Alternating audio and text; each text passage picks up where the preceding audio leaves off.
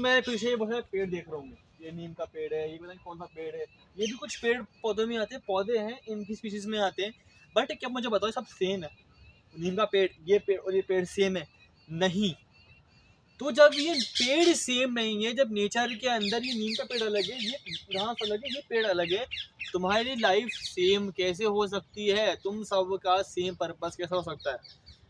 मैं तुमको इतना बोल रहा हूँ कि किसी की को कॉपी मत करो। जब ये नीम का पेड़ अलग है, इसके लाइफ में वैल्यू अलग है, इस घास का वैल्यू अलग है, इस पेड़ का वैल्यू अलग है, तो तुम क्यों अपना पर्पस ढूंढ नहीं पा रहे? तुम क्यों किसी और का पर्पस कॉपी कर रहे हो? तुम क्यों नहीं समझते कि तुम्हारा पर्पस अलग है? तुम हमेशा इस ख्याल में खोते हो कि मैं तो कुछ कर रहा ही नहीं हूँ लाइफ के अंदर, तुम्हारी वैल्यू अलग है। सबसे बड़ी बेइज्जती होती है इंसान की खुद की, कि वो दूसरों को कॉपी कर रहा है। तुम किसी को कॉपी नहीं करना, तुम्हें खुद बनना है। मैं बता रहा हूँ कुछ पॉइंट्स होते हैं ऐसे जिसको हमको सीखना चाहिए, जैसे कि शांति से बोलना, ऑब्जर्व करना, चीज़ों को समझना। बट जब तक तुम खुद की वैल्यू नहीं ढूंढोगे तो तुम कहाँ टिकने वाले हो? ये नेचर, ये पेड़ पौधे भी सेम नहीं है, तो इंसान खुद को कैसे सेम मानता है कि ये जो कर रहा है वो मैं करूँगा तो मैं भी लाइफ में सक्सेसफुल ही होऊंगा? शायद तक नहीं, और शायद तक हाँ। मैं तुम्हें कहता हूँ कि अगर तुम खुद का एक यूनिक वे ढूंढोगे तुम्हारे लिए हेल्पफुल होगा। अब मैंने तुम्हें कहा कि हर एक ट्री की अपनी अलग पहचान है। नीम का पेड़ है, किस काम में आता है? दवाइयों में, दवाइयों में काम आता है।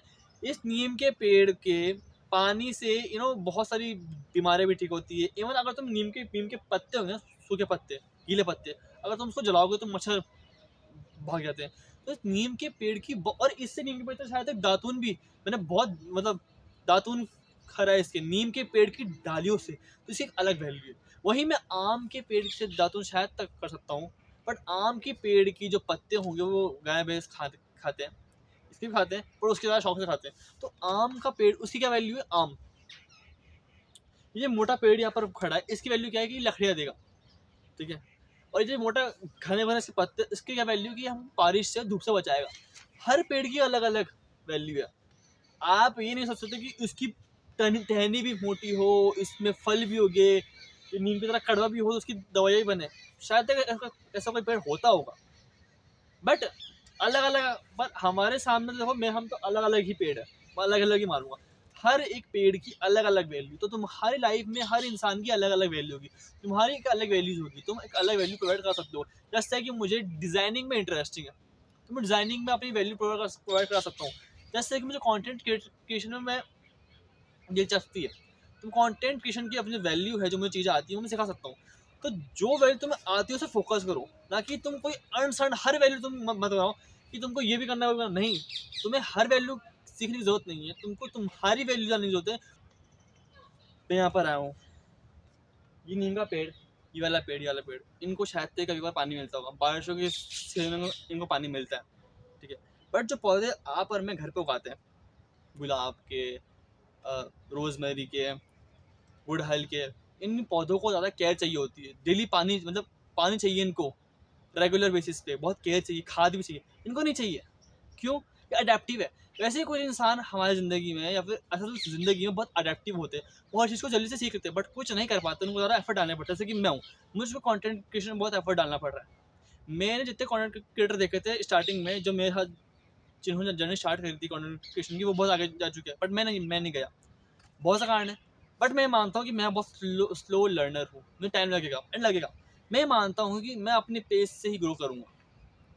मुझे ज़्यादा केयर की ज़रूरत है, मुझे ज़्यादा एफर्ट ज़रूरत है, मुझे ज़्यादा काम की ज़रूरत है, ठीक है। तो हर पेड़ सेम नहीं है, तुम अपनी लेवल पर ग्रो करोगे। जैसे कि बैम्बू का पेड़ स्टार्टिंग में 10 साल में ग्रो नहीं होता, बट उसके बाद वो बहुत फास्ट ग्रो होता है। तो तुम अपनी स्पीड पे ग्रो करो, ना कि दूसरों की।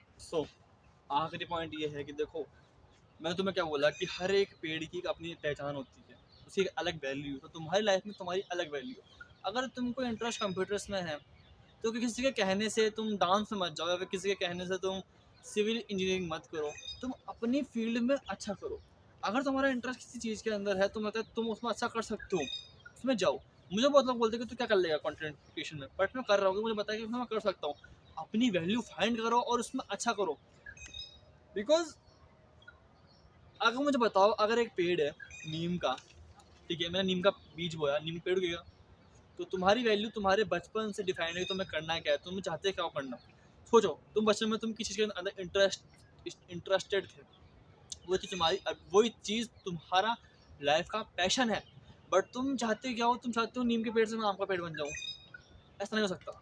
नीम की पेड़ की अलग वैल्यू, आम की पेड़ की अलग वैल्यू, बट और तुम्हारी वैल्यू अलग है। तुमको तुम्हारी वैल्यू, अगर तुम नीम का पेड़ हो तो तुम नीम का पेड़ हो गया, अगर मैं हूँ तो मैं ही रहूँगा, बट मुझे उसकी वैल्यू से ढूंढना पड़ेगा। ठीक है, एक फाइटर होता है, उसकी वैल्यू क्या होती है कि फाइट करता है। अब वो तुम उसको सिंगिंग करने लग जा, छोड़ दे फाइटिंग, पॉसिबल है, बट फाइटिंग में अच्छा करेगा। खुद की वैल्यू ढूंढो, उस पर वर्क करो, उसको बाहर लाओ, चेंज मत करो खुद की वैल्यूज़ को, उनको अच्छा करो, प्यारा करो, न्यारा करो, और किसी को हर्ट मत करो।